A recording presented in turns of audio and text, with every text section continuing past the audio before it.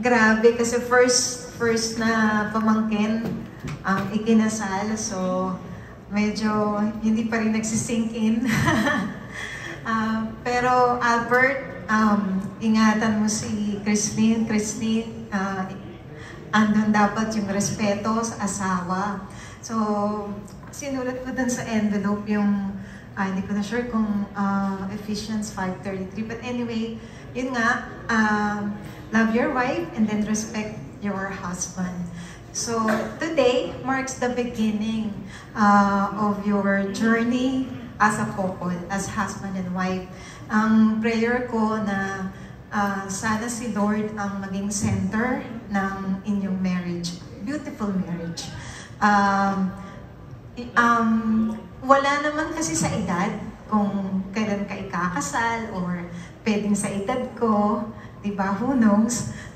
Ang importante, si Lord yung nag-lead sa relationship nyo. At naniniwala ako na pag si Lord ang nasa sentro at on top of your relationship, nothing can go wrong. Yun nga yung sabi ni Dada, nothing can go wrong. So, patuloy nyo lang i-honor si Lord sa buhay nyo. At alam ko, hindi madali, hindi bed of roses ang pagiging husband and wife. Andyan yung mga struggles, andyan yung mga problema, yung decisions na kailangan yung gawin.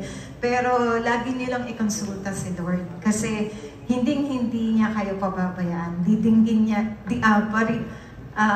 pakikinggan niya lahat ng inyong mga prayers at lagi lang kayong makinig dahil nasa kanya ang lahat ng solusyon ng kasagutan. So, happy wedding! At yun nga, tuwang-tuwa ang puso ko na naging ninang ako. Hindi pala, kami ni Rina, although wala na si Rina. At saka lagi nga sinasabi ni Rina, Wesley. Ewan ko bakit tinatawag kanyang Wesley dahil kay John Wesley.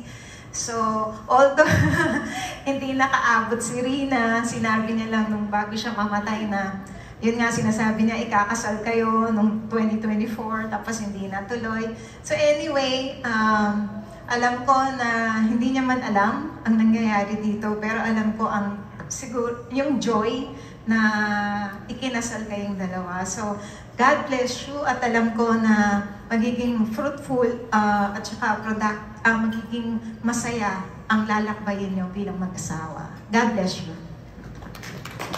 Thank you so much.